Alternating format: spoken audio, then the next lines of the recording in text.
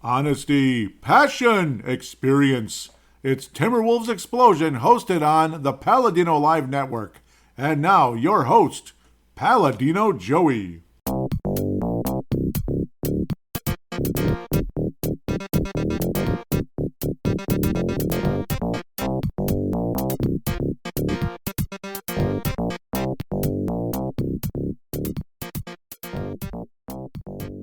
Hello again, Timberwolves fans. Are you ready for the explosion of Timberwolves basketball? I am your host, Paladino Joey, or Joey Awajan. Timberwolves Explosion is available on all of your favorite podcasting apps, and I thank each and every one of you once and always for downloading and listening to this show. It is a great pleasure to be back on board with you once again today as the Minnesota Timberwolves, against all odds, pulled off some pretty spectacular feats, as you may know. We'll talk about all of that very shortly. And they eliminate the Denver Nuggets in 6 games.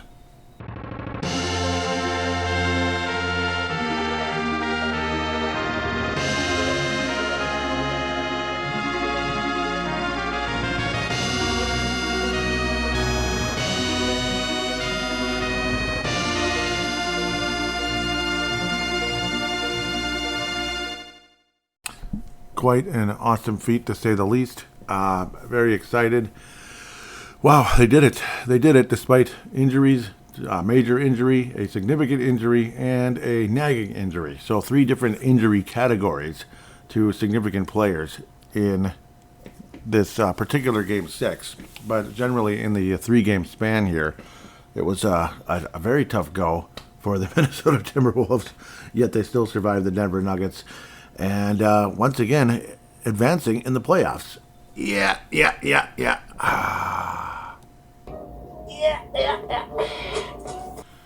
Thank you, Darkwing Duck. He's chiming in there. My feelings exactly. Salting the lemon and tomato right now. Putting in that celery salt in the lemon and tomato juice. Timberwolves' amazing performance. They will get a sip of lemon and tomato juice just for that alone before we get into the whole thing here. Delicious. I mean, this thing was poured before I even had breakfast.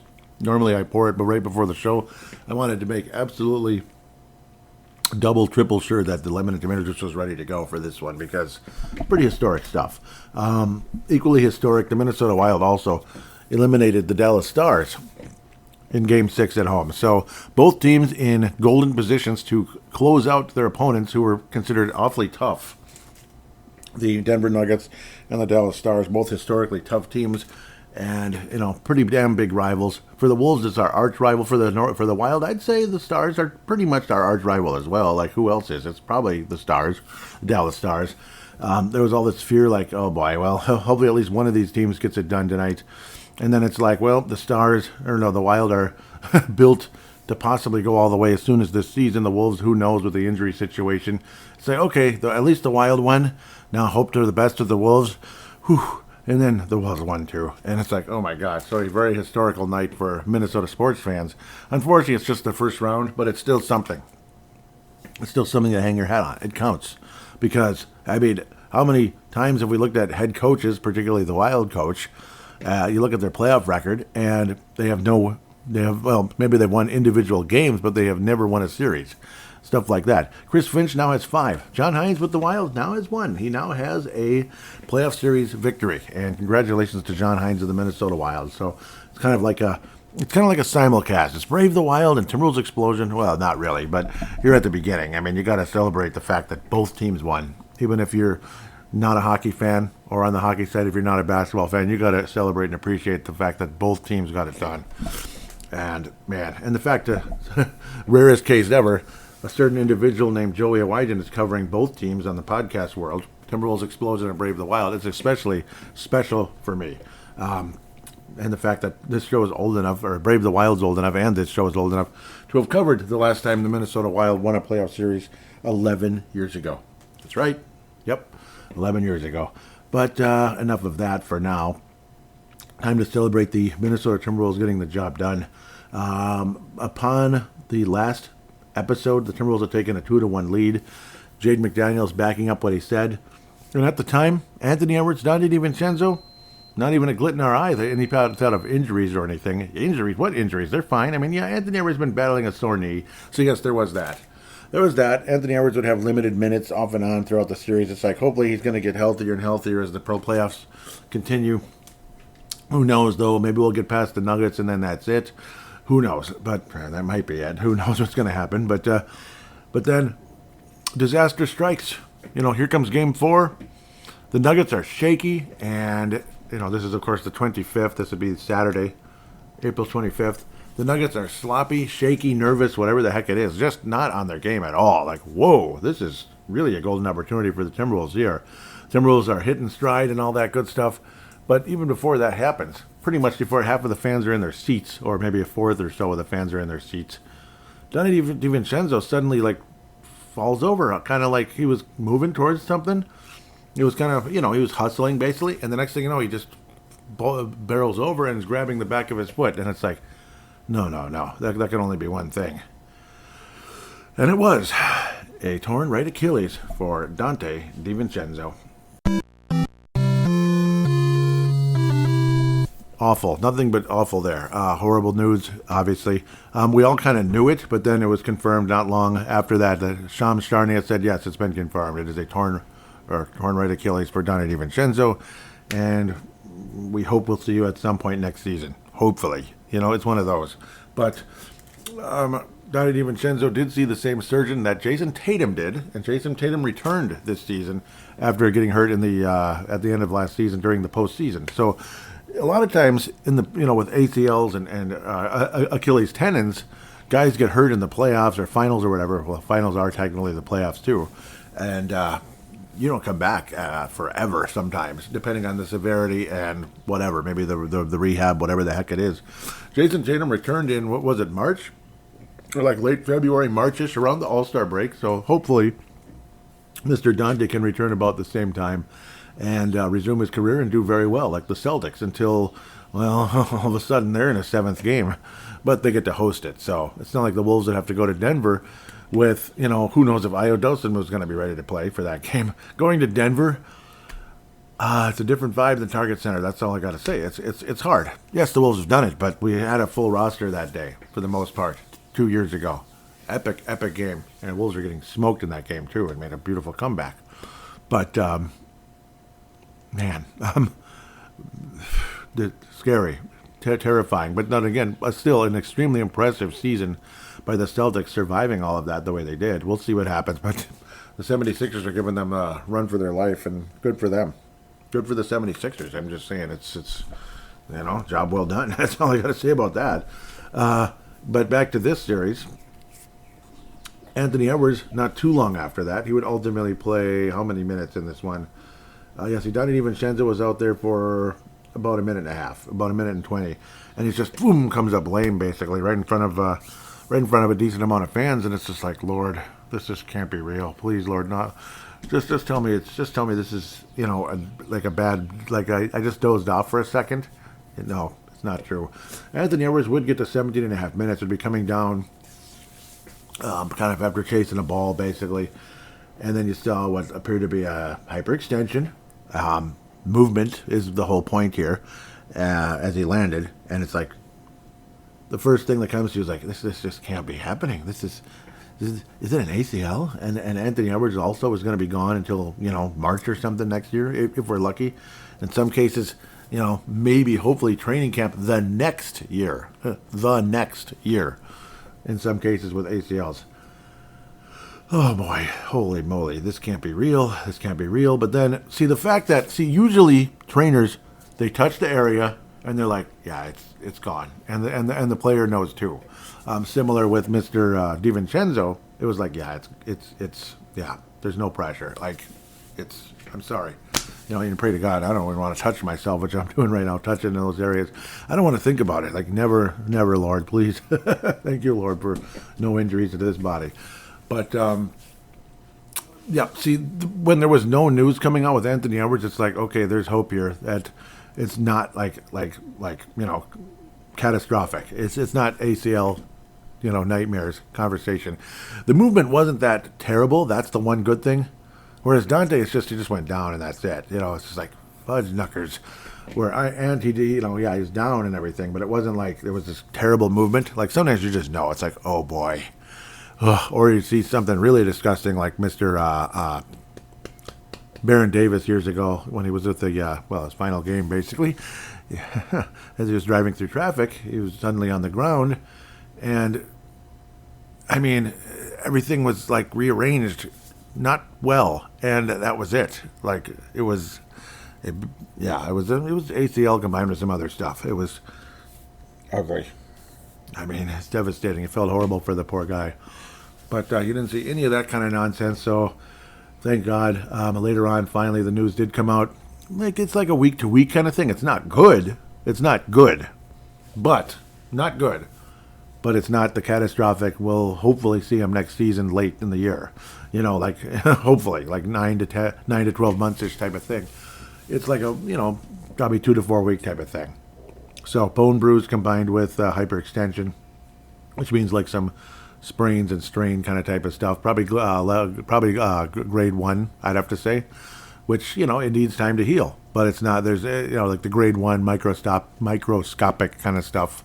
So thank God. I'm not sure exactly what Dante's ACL, Achilles is. Is it a 2 or 3? But it's one of those two. It's serious enough that it's like, that's it. Goodbye. Good night. Need surgery. Grade 1, you sit out for a while and hope for the best. That type of thing. Because it's still attached. It's still completely attached and it can heal. Grade 2, it's big enough that, no, don't even think about it. It's frayed, basically, but not completely. And then 3, it's gone. You got to completely reattach it. It's ugly. So, yep, there we go. There's my doctorate degree, which I do not have, but I'm just saying. I'm just saying. Just conversations of how things take place. Pardon me. Anthony Edwards wasn't even playing well in Game 3. That's the sad part. Only 1 of 8 from the floor. 1 single three-pointer and a couple free throws. That's all he did in that 17 minutes. That's pretty ugly. A lot of guys played kind of ugly, but so did the Denver Nuggets. They were an absolute mess. Was all over the place. And yeah, what I'm blown away by... Am I looking at the right thing here? Did I review this game? No, I didn't. Yeah, I didn't. I think I was just staring at it and like flipping out, though. I'm so confused. Maybe this was Game 2. Yeah, it was similar in Game 3. I mean... Only 10 turnovers, but it felt like the Nuggets turned the ball over like 50 times in the game. It was sloppy, man. Very sloppy. I think Game 2 was similar where it was kind of sloppy, but only 10 turnovers. Only 10. Jokic did have 4 of them. This looks so familiar, like I already reviewed this game, though. But I didn't, right? I didn't review this game, did I? No, I couldn't have. I reviewed, it was a 2-1 lead. I'm having deja vu right now, and it's creeping me out. Did Game 3 have the same numbers? It can't be. Well, the score was almost identical. That is creepy. And the Nuggets had 10 turnovers. And Jokic had 4 of them. Oh my God. Deja vu, deja vu, deja vu, deja vu, deja vu, deja vu, deja vu, deja vu. The Wolves actually, the only difference is the Wolves had 112 versus 113. Whoa. Creepy. That is an urban legend, ladies and gentlemen. Yes, it is. That Braun guy annoyed the hell out of me. Jamal Murray did have 30 points, believe it or not, in that basically blowout victory for the Wolves. Blowout loss for Jamal Murray. He didn't shoot that great. I mean, 10 to 25. It took 25 shots to get to 30 points, but he made all 7 of his free throws. Because of course he did. Jokic made all 8 of his. Because of course he did. They make their free throws like it's insane. They get all the bleeping calls and they make all the bleeping free throws. At least from our vantage point, it's sure that bleep feels like it. When it's an arch rival and you're sick and tired of them, and it feels like they're getting every call there is under the sun, and of course they make their stinking free throws, so that adds to the frustration. Tim Hardaway as well. I mean, what was it, this game? It looked like he was trying to injure somebody, or was that Game 5? That was BS as well. It was Naz Reid. Yep, almost got hurt. Thankfully he came back. That was scary. Like, that's the last thing we need. Is Naz Reid to get hurt too. I think that was the next game. Pretty sure. I mean, it's just like, it's too much. Stop all this crap. I think it was this game. I'm blanking though. I'm blanking because there was so much has happened since, Game 3, Game 4, Game 5. So much has happened. Back and forth battles. But this was a fun game, and really the story of the game, until the last play of the game, freaking idiot on both sides. But Io Dawson just said, okay, it was 1,000% adrenaline, like we're getting this done. Jaden McDaniels was meh at best in the game, 4 of 11. He'd backed all of his talk up in game 3. This game, it didn't really feel like it. It felt like the Nuggets were really getting at him, and he was struggling a bit. And he finally get to double digits and all that, and it's like, okay, at least he got to double digits. Gobert was rebounding and defending really well. Couldn't score for a lick, but that's okay because Dawson literally took over. It was the rim was the ocean type of thing. You know how people talk about the rim was like the ocean this night? Oh yeah, he made all 5 of his threes, 13 of 17. 43 points. Looked like Anthony Edwards, like a shorter Anthony Edwards, maybe not as long. You know what I mean? But then again, he's long in his own way. He's a good, very good defender. Very good defender is Io Dawson. And he went off for 43, a career high. The first time in the postseason that a player has gone off to that statistic of 43 points in 55 years. 55 years. 1971 was the last time that happened. 55 frickin' years a reserve player went out for 40-some points in a playoff game. So, incredible respect heading towards Io Dawson. Absolutely wonderful. And some of us are probably terrified, like, oh, God, what is he going to get, like some max-ish type deal? No, he's not going to get a max deal because he didn't come back with a game anything close to it in Game 5. But we also have to remember Io Dawson had been nursing a sore calf for an extended period of time, and we don't want sore calves to turn into similar things that happened to Dante or to Mr. Kevin Durant years ago with the Golden State Warriors. He was nursing a sore calf like forever, and then all of a sudden you saw the calf move funny, and that was it. Like, bleepity bleep. And then he finally came back with the Nets like 2 years later, him being Kevin Durant. That was interesting. But Dawson was absolutely unbelievable driving to the basket and again hitting those threes. He was attacking the rim. 12 of 12 at the free throw line, MVP chance, and he was earning those fouls. He was getting hit pretty good.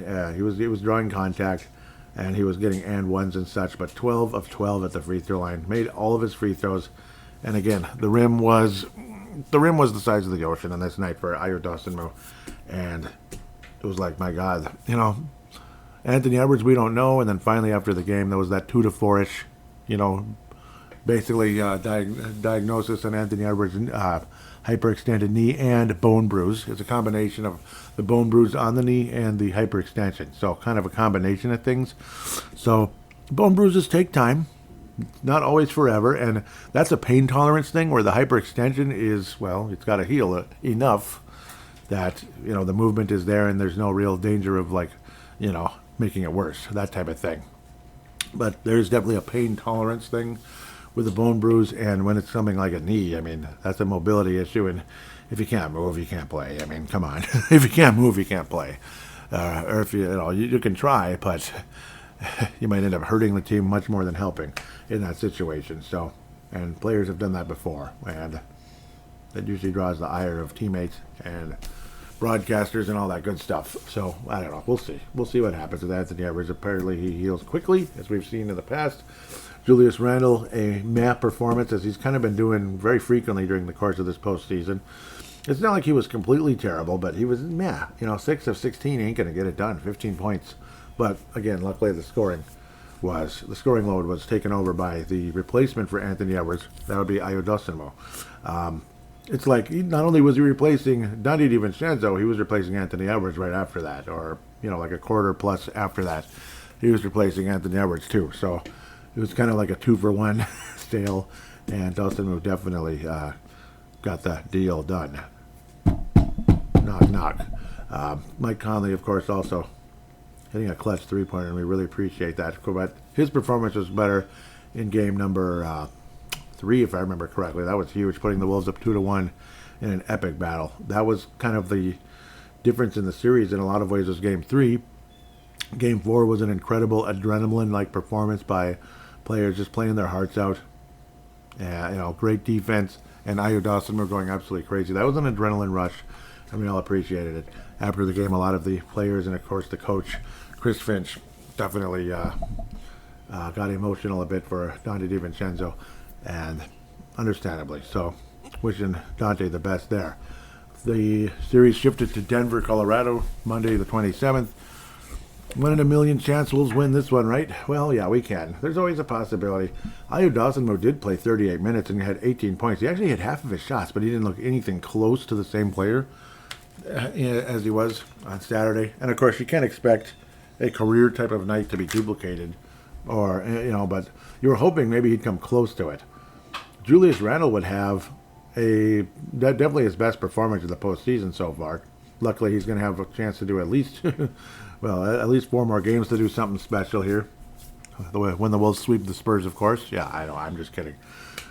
Julius Randle, 27 points, 9 rebounds, 6 assists in the game. A solid performance. Dawson, you could tell his movement just wasn't the same, and you're wondering, like, oh boy, I hope he's not got some kind of catfish issue popping up. But we're going to backtrack very briefly to what happened on the final play of the game. I apologize. Game 4.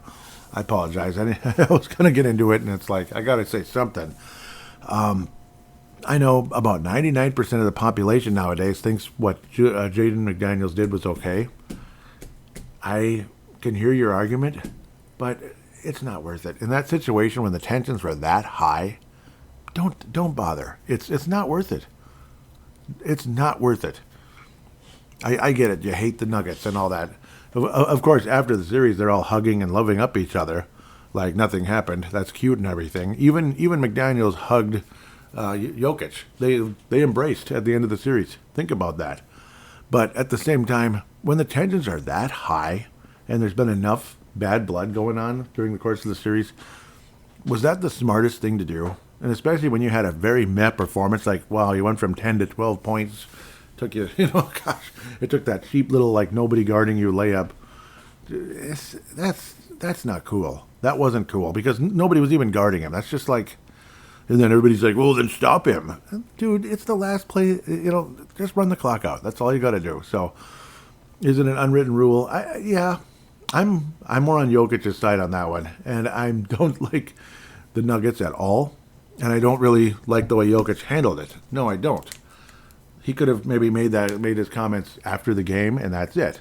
Like, that was kind of bush league. That was unacceptable what he did. Not cool, or not even unacceptable. Just it wasn't cool. That wasn't cool what he did. Like, come on, dude. And I know it's just 2 lousy points. Who cares? It's not like he did like a spectacular dunk or anything. It was a gentle lay-in, but it felt like he was just mocking him. Like, yeah, that's all I have to do is do this cute little thing against you guys. Ha. You can't guard anyone.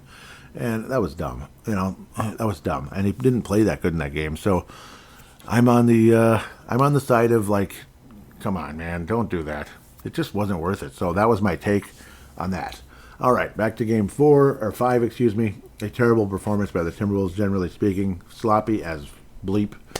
You know how the Nuggets looked really sloppy in game 4, and they only had 10 turnovers. The Timberwolves look historically sloppy in this game. 25 turnovers. 25 turnovers. Julius Randle, Jaden McDaniels, 5 personal fouls in the game. Rudy Gobert, I don't know if he was hurt or what the hell is going on. 29 minutes of just about nothing. At least he made the 1 free throw he attempted. I don't know what happened here. It was just hideous. And, I mean, the Nuggets were going to win that game. Almost the whole planet knew it. But it's like the whole we'll get him at home type of attitude. Kind of dumb. At the same time, I understand you don't want to kill all your energy and injure yourself potentially to try to win a game that you're not probably going to win. But at the same time, to take that risk of, we'll get him at home, you never know. What if you don't get him at home, though? So it is what it is. Like, if it gets to a point where you're down enough and it's like 4 minutes left, and hell with it. But it felt like the Wolves were kind of like that since, I don't know, much earlier in the game. There was a little surge at times when Terrence Shannon Jr., thankfully that would be a harbinger of things to come. Terrence Shannon Jr., kind of that caged lion coming off the bench here, who definitely deserves more playing time than he's gotten. But, I mean, when you have Ayo Dawson, Donnie DiVincenzo, and of course Anthony Edwards as well, it's tough. It's tough to get minutes at times. Though Terrence Shannon Jr. should get minutes no matter what the situation is. He should be in a rotation somehow, some way. And, well, he did wind up with 15 points, and it got the Wolves kind of back in the mix again, but it was kind of too little too late. Everybody commenting how we need Kyle Anderson in there more and more and more. We need Kyle Anderson, more Kyle Anderson. He played 15 minutes and had 4 turnovers, and I saw every one of them, and I was like, you want Kyle Anderson in there that badly? He looked awful. He did have 6 assists, I'll give him credit, but he looked awful, though, at times.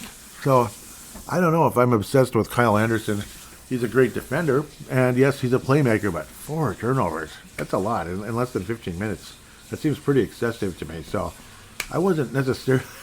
I don't agree with a lot of what the Timberwolves fans say, and God bless all of you. I love you very much, but I don't agree with some of you guys out there. I don't, so it is what it is. Maybe that's why I'm not... My other shows are doing better. They're a little more rah-rah, maybe. But there is a rah-rah coming because, rah-rah, the Wolves defeated the Denver Nuggets at home. 2 days later, you go to, 2 days off, 3 days later, Tuesday, Wednesday off. Time for guys to heal. And then right before the game, there comes the Yahoo Sports app notification.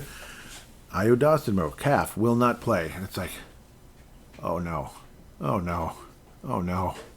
Oh, well, hopefully the Wild can beat the Stars tonight and then pray to God by some miracle the Timberwolves get the job done. Well, there was a miracle on Hardwood, ladies and gentlemen. The Timberwolves took the early lead and never really relinquished it. There was some ties, particularly in that fourth quarter. It was scary as heck. But the Wolves never relinquished the lead. And Jaden McDaniels backed up every little stinking thing. And I was ready to trash Jaden McDaniels. He had a map performance in game. He had a below-average performance in game 4. And pretty much the same in game 5. Not good at all. You know, you made a dork of yourself at the end of the game. Jokic had every right to be annoyed. Now, his reaction was too much. Yes. But he did have every right to be annoyed, I thought. But, yeah. But then he backs everything up with a all-star level performance, an all-NBA performance. All-NBA. He's at least third-team all-NBA in this game. This is regulation, no overtime. 44 minutes, actually 45 minutes, basically. Like, take off 6 seconds, and there you go. 32 points, 13 to 25. He missed a bunch of threes, but so did everybody else, except for down the stretch. A couple of guys getting clutch there. Shannon finally made one, and that was great. He missed a ton of them.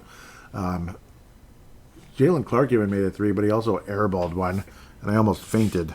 I was like, because that was the Wolves had a very tiny 3-point lead, and he airballs a 3 late in the game, and I was like almost fainting. Like, oh my God, this can't be happening. Are they going to blow this? But thank God for the Wolves' defense, and the Nuggets just simply missing shots. There were some missed open shots by the Nuggets in this game, and that helped. Terrence Shannon Jr., well, he started because he did. Dosunmu was unavailable. Anthony Edwards was unavailable. And then your guy out there, Slow-Mo. Kyle Anderson was unavailable. Donnie DiVincenzo, of course, unavailable. And it was like I believe it was a stat of the first time in playoff history that a team won with, like 3 starting level players out in a playoff game. It was the first time it's ever happened, and it was an incredibly impressive performance by the team overall. Rudy Gobert, generally strong defense. Jokic would definitely have his moments, but he struggled early, and Mr. Jamal Murray was contained beautifully by Jaden McDaniels in the game. It's like you're terrified. Jamal Murray's going to go out for 40, and here come the Nuggets into Game 7, and then who knows what happens there. But defensive focus on Jamal Murray was off the charts. It was spectacular. Like, the Wolves' defense had to be completely back in business again because it was non-existent in Game 5. The defense was horse bleep in Game 5.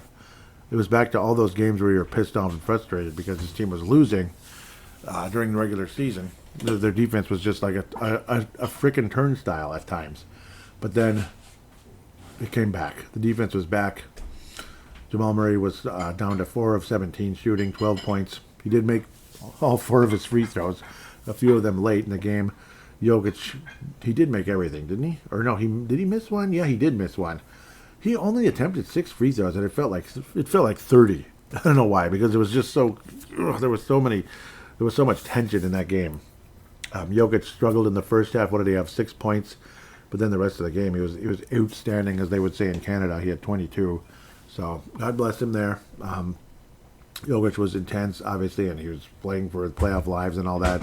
But he got in serious foul trouble, as did Jones. But Jones hit a couple threes, and it pissed me off. Johnson hit 5 out of 10. Both of those guys were hitting their shots for the most part, but Jones only attempted 4 shots. That's kind of weird. Kind of weird. He didn't get the ball all that much. Where Chris Johnson, he had 27 points. He had a strong performance. Chris Braun was basically relegated to almost nothing in 27 minutes. 3 points. He made 1 3-point shot. Chris Braun was getting on my nerves like you wouldn't believe pretty much this whole series. But especially in Game 5, it felt like he was just kind of like making fun of us the whole game. Like, ha, I'm hitting open shots and I'm getting all over you. And the Nuggets were open quite a bit in Game 5. Chris Braun was kind of laughing at us the whole game. But then this game, I think we were doing most of the laughing. Though to Braun's credit, Chris Braun, yep. He was, I'm calling him Chris, but I guess Christian. Yes, he did have 3 blocks in the game, so he did something positive for the Nuggets. But 3 lousy points, hey, good for us. So the Timberwolves get the job done. They survive despite some terrible news right before the game. But it didn't surprise me all that much because it's like, again, Ayo Dosunmu looked kind of stiff in Game 5, and sometimes you might not even feel it. Like I've had situations where it's like, why am I not moving well? And then right afterward, like you kind of sit down or something, and it's like, oh man, my calf is hurting like crazy. It was like it got pulled or whatever, stuff like that. And could be a similar situation with Ayo Dosunmu, possibly during the course of game, or like maybe early in Game 5, or even I would say early in Game 5, and you don't even know it, and then it's like, oh man, and then it didn't really heal enough for him to suit up for Game 6. A lot of people giving the Wolves trainers credit for sitting him down because what if something terrible happened? That's the last thing you need is another Achilles. So luckily that did not happen, and Ayo Dosunmu will play against the San Antonio Spurs. Anthony Edwards probably will at some point.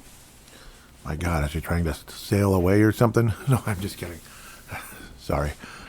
Get the sailboat going, right? But no, the Wolves do survive, defeat the Denver Nuggets. Very strong defensive performance. The Wolves pull away late in a game that was very close for the most part. For most of the way, the Wolves would kind of build 6 to 8 point leads. The Nuggets would come back, and the Wolves would build 6 to 8 point leads, and the Nuggets would come back, and it just kept happening. And then finally, there was the final pull away when the Nuggets had it tied up, and the Wolves would slowly build. So pull away. Terrence Shannon Jr. would hit a clutch 3, just absolutely huge. Julius Randle, another lousy game, 6 to 17. I mean, it's weak. He did have 18 points. He did have a couple of good moments, and some of those baskets were big, and we appreciate it. But generally speaking, an overall frustrating game. Naz Reid had a humongous corner 3. It was the only 3 he made, and we appreciate it. Bones Highland was relegated to 0 for 3 from the floor, all 3-point attempts, and he even missed a free throw. So he had 1 point in 8.5 minutes. Kind of sad to see Bones Highland in a game when you don't have Anthony Edwards, Ayo Dosunmu, Donnie DiVincenzo, and Bones Highland only had 8.5 minutes. It's crazy to think about, or about 9 minutes basically. So kind of weird, but well, he has been struggling. He's not been as good lately, and Conley was pretty damn good. Only 1 turnover, 3 assists and everything, but just being that guiding force, calming things down. As annoyed as I get with Finch's obsession with Conley, in those minutes when the Wolves had that fairly small lead with 3 minutes left or something, you felt better that he's going to calm things down and not be like Rashad McCants jacking up a shot, as that would just ruin everything. And that's exactly what it used to do. Rashad McCants was one of the reasons why the Wolves were so crappy back in the day. He was one of many reasons. It wasn't just him. But, man, it was frustrating. Apologize. Just gulped down the rest of the coffee there. So, but the Timberwolves eliminate the Denver Nuggets. Now, we will take a quick... Well, no, we don't need to take a quick break until we look around the league. Or should we? Maybe I'll preview the Spurs in the second segment. It's been a long first segment. The Lone Wolf Award, or we could, Lone Wolf / Kevin Garnett Award. I might finally actually do something like that going to for this series. I'm being like, I don't want to say it. Well, and again, his up and down performances drove me nuts at times, but generally speaking, for getting it done in the end, all's well that ends well. Jaden McDaniels, you are getting the award for this series. Yes, he is getting the Lone Wolf Award for this series. The Johnny Flynn Memorial for this series. We need more from Julius Randle. It has to be Julius Randle, otherwise injuries. Julius Randle has to be like closer to 50% for Pete's sake. I mean, 6 of 17. Jeez, dude. Just imagine if we were kind of counting on him, which we were. But Jaden McDaniels got the job done, and Terrence Shannon Jr. also. He didn't shoot that great, but he still wound up with 24 points. He still was big when it mattered, getting an and one and a clutch three and such late when it mattered most. Terrence Shannon Jr. was extremely clutch. He's not getting the award. It's going to Jaden. At the end of the day, Rudy Gobert, honorable mention, no doubt about it. And he had a great game, too. But he also got into foul trouble. But Rudy Gobert, for a guy who was 30-plus to play almost 42 minutes, pretty impressive as well. With that, we'll take a quick break, come back and, preview the Spurs and look around the playoffs. The Spurs will be the end of it, though, of course.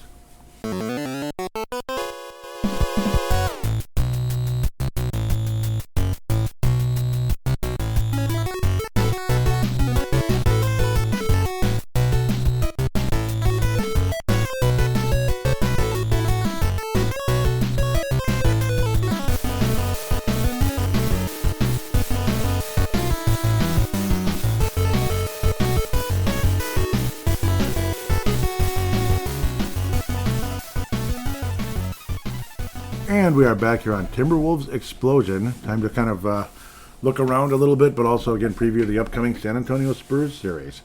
Game 1 will be Monday, the 4th of May. May the 4th be with you, and hopefully the 4th is with the Wolves as well. May the 6th will be Game 2. Those are both in San Antonio. And then only one day off, and you come to Target Center. So they're moving along here a little quicker. Game 3 would be Friday next week, the 8th. So we'll be previewing that one. Hopefully we'll be talking about Anthony Edwards coming back or something. We'll be talking about that in a week. Kind of perfect timing, just a 2-game little stretch. Hopefully the Wolves at least come back 1-1, and you got a shot at this. Come down 0-2, well, okay, let's win the next 2 then, I guess. But yes, Friday the 8th, Sunday the 10th, Target Center, back to San Antonio.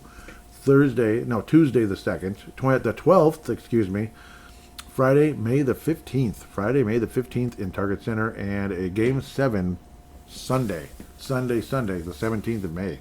We'll see how that goes, and then conference finals resume after that.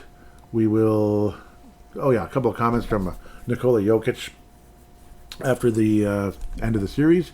Nikola Jokic bluntly says Nuggets are far away from a title, and he made the quote, if we were in Serbia, we would all get fired. If we were in Serbia, we would all get fired. So what happened was, yes, Anthony Slater was tweeting out, we just lost, that he was saying, Nikola Jokic said, we just lost in the first round. I think we are far away about the title thing. And then the question was, changes needed? And then he says, that's not my decision. Definitely, if we were in Serbia, we would all be fired. Yeah, so interesting comment by Nikola Jokic. Chris Finch was saying, our guys took it personal. Denver had the chance to pick who they wanted to play coming down the stretch, and they chose us. We used that as motivation. They didn't have to choose us. They chose us. Our guys were up for the challenge of that. So maybe they're thinking Denver was like, we can beat those guys. Okay, well, you didn't. Like the Lakers last year. And no, I'm not trying to be mean to Vince Germano or anybody else. But the national media was crapping all over the Wolves last year. Lakers in 5, and it was Wolves in 5. This year, Nuggets in 5, Nuggets in 6, Nuggets in 7, Nuggets in 5, Nuggets in 6, Nuggets in 7. It was Wolves in 6. I mean, it just was. That's all. Not trying to be a bleep talker, but it was Wolves in 6. That's all you need to know. That's all you need to... What am I looking at? Okay, I was going to say, did Orlando eliminate the... I think they didn't. They still might, though. Game 6 tonight. Yeah, we'll go to the Eastern Conference here right away. Game 6 tonight, the Orlando Magic host the Detroit Pistons with a 3-2 lead. The Orlando Magic have been a thorn in the side of the Detroit Pistons. They might be the first 8th seed to win since not that long ago, though. Denver's opponent in the NBA Finals in 2023, the Miami Heat.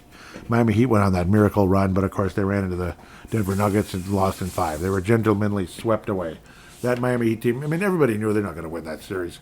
But, well, Orlando, I mean, hey, a lot of respect to you. I like Detroit, but a lot of respect for Orlando, even though I don't like them. Impressive they can get it done. Lemon and tomato juice to that. And yes, Jaden McDaniels, a lemon and tomato juice to you, bringing that, being the Lone Wolf Award winner. Cleveland and Toronto, that one's still ongoing. The Cavaliers lead 3-2 in a back-and-forth battle. They've been better than Toronto, but I wouldn't be surprised if that goes to the 7th game. That is tonight on Amazon. The Hawks won the first game of the Knicks and Hawks, and pretty much since then it's been mostly the Knicks. The Hawks did squeak out one more win to kind of hold on and make things interesting. And then they lost by 51 at home. 51 at home. The New York Knicks closed out the Atlanta Hawks on their court. 51. Jeez. Ugly. That was the Doc Rivers Bowl right there, right? Doc Rivers played for the Knicks and the Hawks. Originally the Hawks. And I loved that Hawks team back in the day. But no, that Hawks team, nope, they looked promising for a while and then got obliterated by the New York Knicks. And then Mr. Karl-Anthony Towns. I had it up. I have to pull it up now. Had something to say to a certain former teammate, and it was not negative. Don't worry. If I ever pull it up here, one of these decades. Come on. Shout out to Ant, man. Get better, man. Love. So Karl-Anthony Towns shouting out to Anthony Edwards after, of course, both teams eliminated their opponents in the playoffs. So pretty cool. Thank you, Carl. Always appreciate you. And I always called him by first name basis on this show because he was the franchise player for an extended period. Carl. I didn't call him Towns or whatever. I called him Carl. Boston and Philadelphia. What the heck's going on here? It looked like Boston was going to do just fine, and then Philadelphia just kept coming back and fighting back and fighting back, and they have forced a 7th game. Philadelphia 76ers forced a Game 7, so a classic Game 7 in Boston. I don't know if that's going to be on Sunday or tomorrow. I'm going to have to check that one out here quick. I apologize. But the New York Knicks are the first team in the Eastern Conference to advance. Come on, show this stupid thing. It's blocking my way here. Game 7 is Saturday, 6:30 on NBC. So it'll be a good one. That will be in Boston. So more than likely the Celtics win. But that's a lot of work. Whew. They had to work their butts off to advance this year. If they do. I mean, who knows? Maybe the Sixers will get it done. I think the Philadelphia 76ers are due for something a little crazy to happen. And either way, you're getting an East Coast battle in the second round. Knicks and Celtics or Knicks and Philadelphia. Classic, old school stuff there. Feels like Dr. J versus the Knicks or whatever. He's a New Yorker, too. Dr. J was from New York. So, or otherwise Boston, New York, classic back in the 70s. Philadelphia, think of the 70s and 80s with the Knicks, Patrick Ewing or something, Barkley, all those guys. So, I was picking Toronto over Cleveland.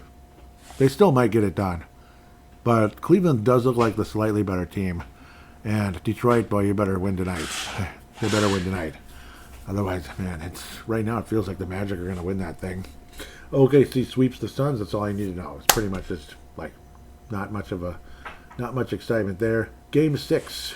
The Lakers do lead the Houston Rockets, who have stayed alive. Staying alive are the Houston Rockets, just barely.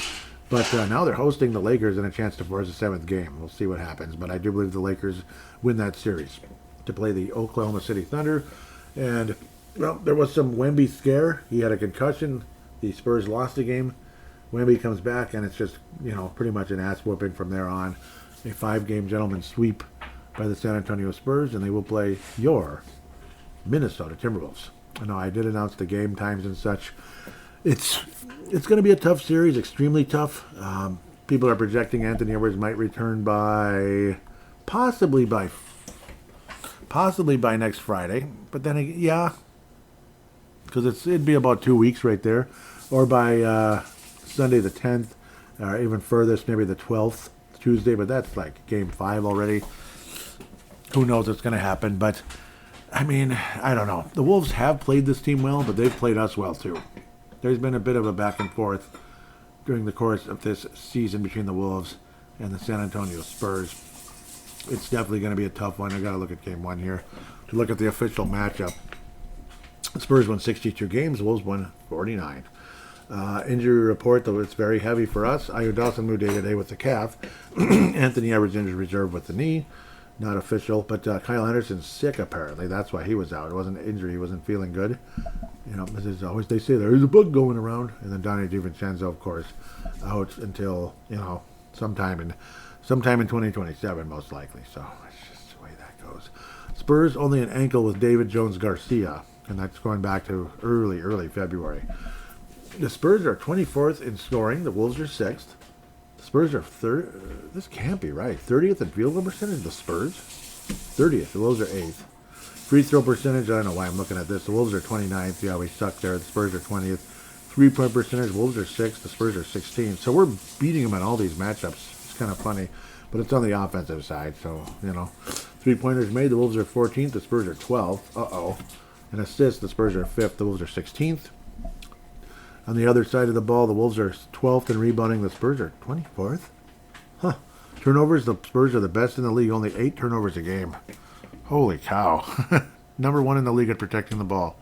Wolves are 19th. Block shots, the Spurs are 11th, despite Wemby getting 4 a game.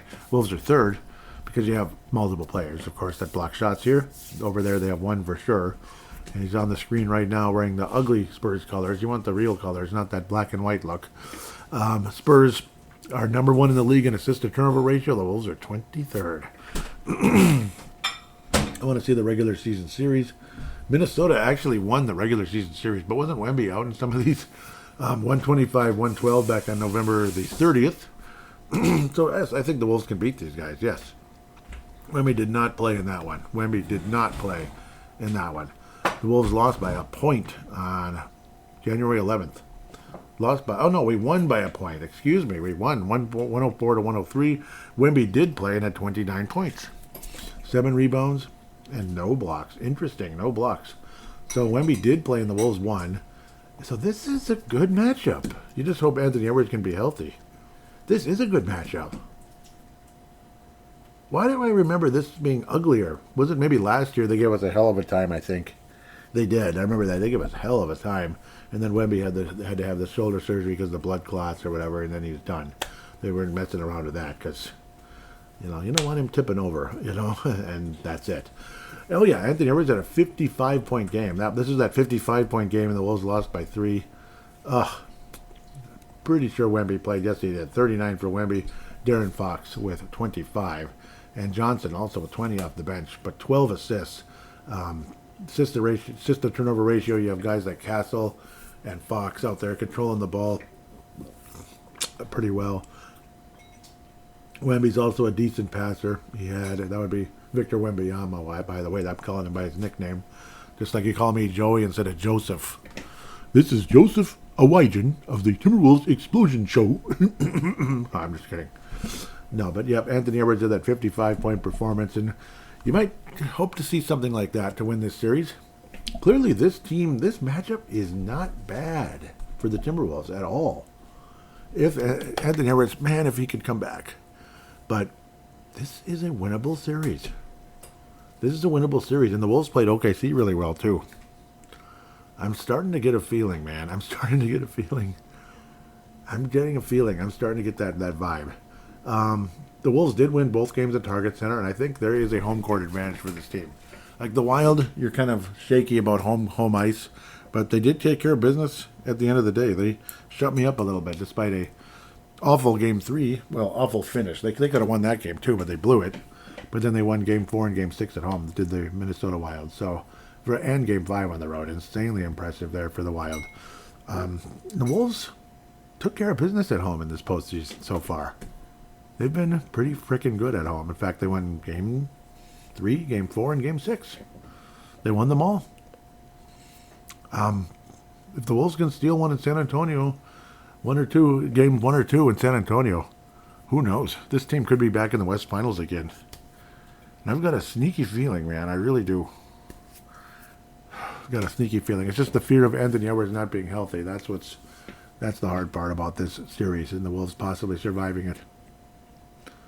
I can't say 6. If the Spurs win, it would be 7, I think. I think this could go 7, believe it or not. Or, for whatever reason, they just whoop our butts and we're done in 5. They've looked awfully good in the playoffs so far. I can't say 6. I mean, I think the Wolves would win game 6, one way or another, forcing a 7th game or closing out the Spurs. And boy, do I want to say Wolves in 6, let me tell you. I think if it was a healthy Anthony Edwards, I think it is Wolves in 6. Right now, I'm thinking Wolves Spurs in 7 at the moment because of the Anthony Edwards injury. But we'll see. If these guys can overachieve to the level they have so far, this is going to be Wolves in 6. So it's going to be either Wolves in 6 or Spurs in 7 is my prediction. But I'm going to say Wolves Spurs in 7 at this moment, just because that stupid injury to Anthony Edwards. So it is what it is. If only that didn't happen. But hopefully it does. Hopefully he does come back, Anthony Edwards, and this could be very interesting. But if Ayo Dosunmu comes out looking like a star, who knows? And Jaden McDaniels, it's Jaden McDaniels and Ayo Dosunmu, hopefully. Julius Randle has struggled against the Wembanyama type players, the shot blocking types. So that's the thing. It's frustrating. Yeah, he's a little bobbly with the ball at times.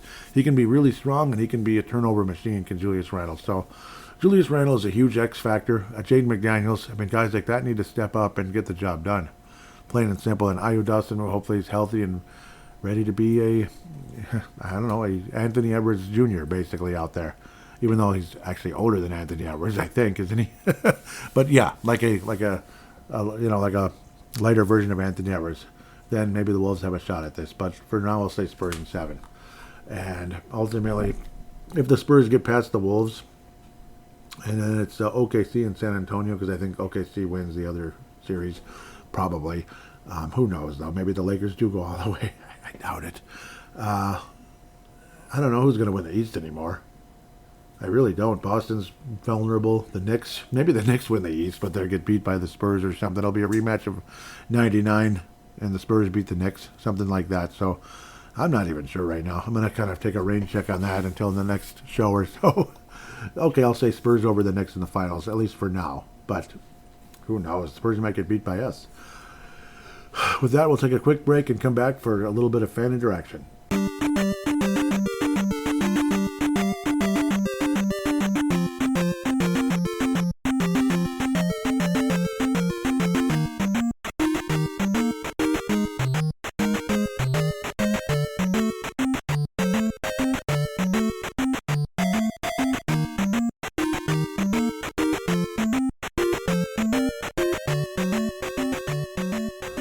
And we are back here on Timberwolves Explosion, Fan Interaction, T-Wolves-EX, that's right, T-Wolves-EX, and I'm seeing everything and doing its little spinneroonie. That's always my favorite thing that happens. I believe it's refreshed.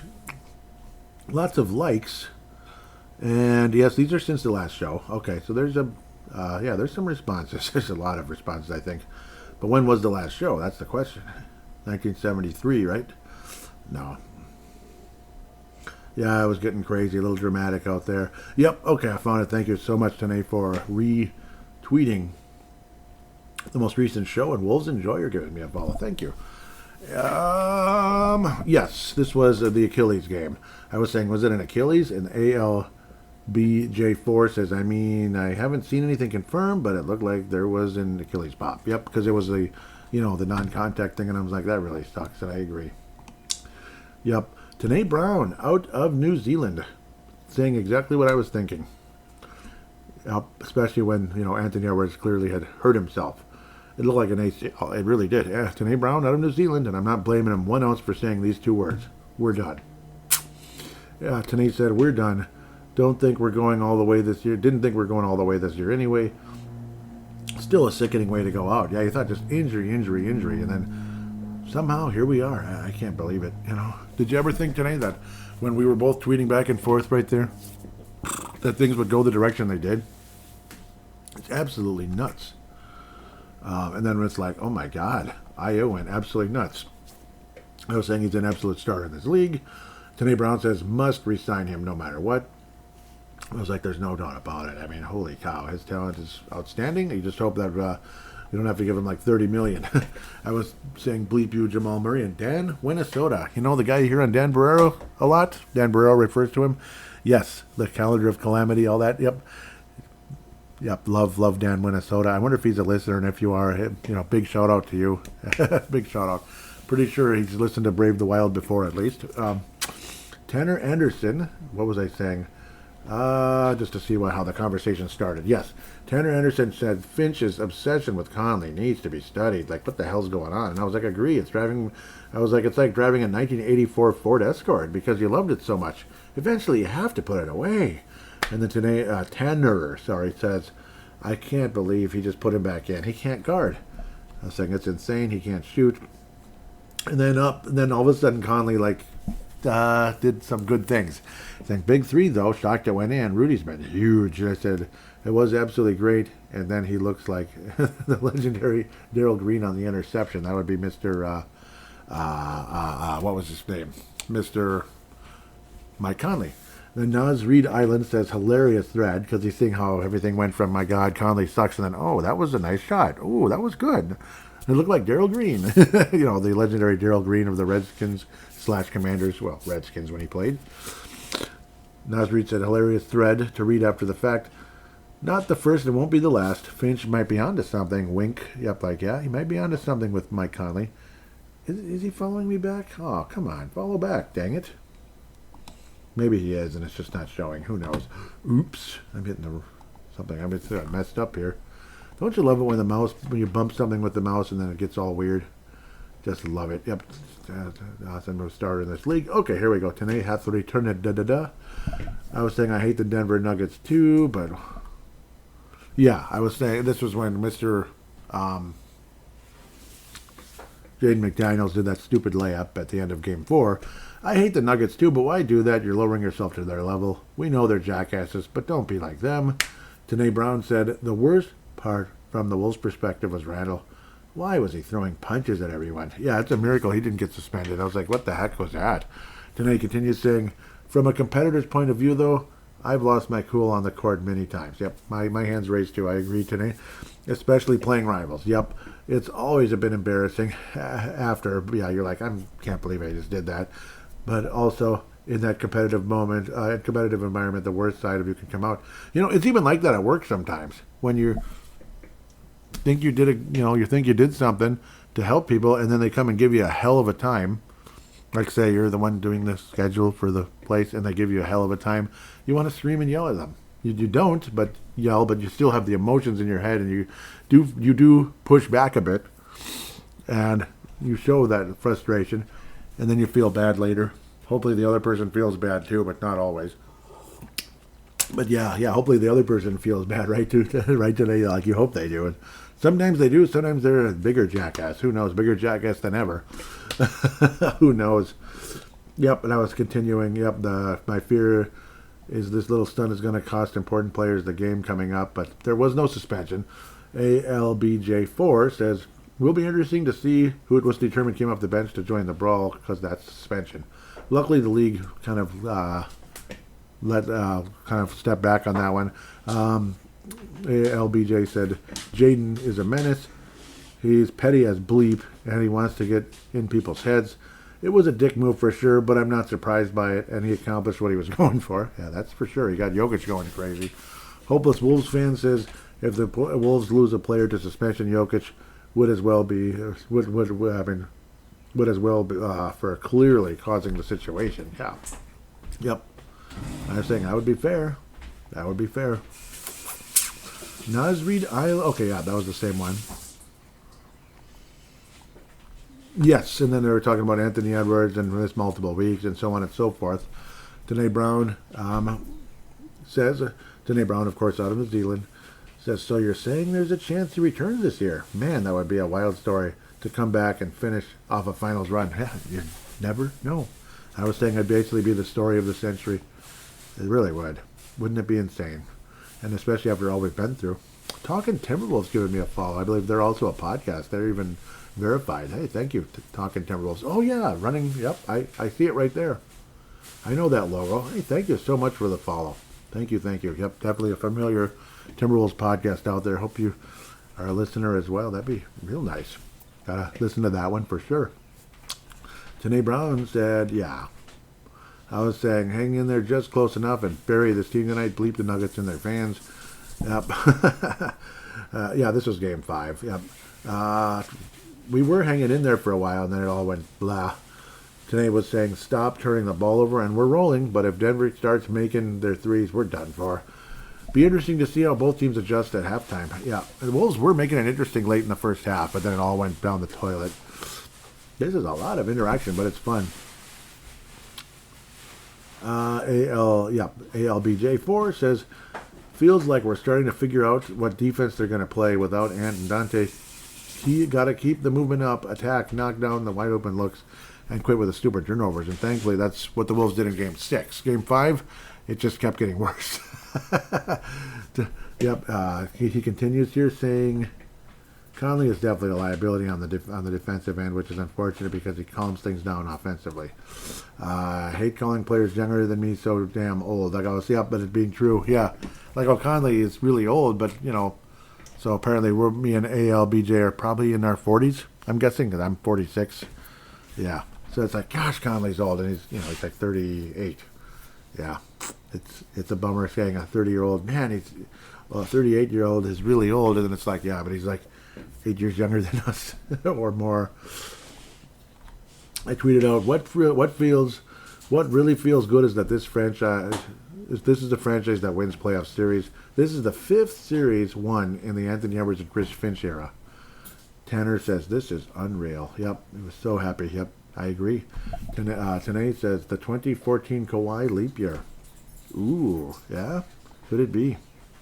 Maybe. I was saying there's no denying Jaden McDaniels absolutely showed up tonight and is building his legacy. I was about to rip him into pieces if things fell apart and he had another bad game, but my goodness. And yep, Tanae was saying the Kawhi leap year. Maybe. And that was it, ladies and gentlemen. So thank you so much for listening to the show. It felt longer, probably because I started later than I would have liked.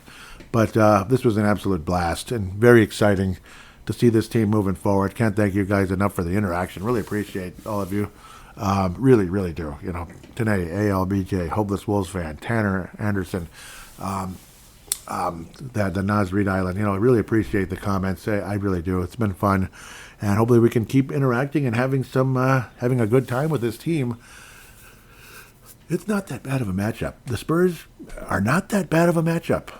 They're not that bad. It's like you come in thinking the big bad Spurs, and they are intimidating, and the way they smoked the Portland Trail Blazers. But the Timberwolves are better than the Blazers, aren't we? So, and I don't know. It's going to be fascinating to see how that series turns out. It really is. I can't wait. So this is fun. This is exciting. Let's enjoy it and hope for the best here going forward. With that, we are going to bid adieu for now. We'll be back next Friday after Game 2 has ended. And hopefully the Wolves lead 2-0, or at least 1-1. Otherwise, stay healthy, get healthy, and go Timberwolves.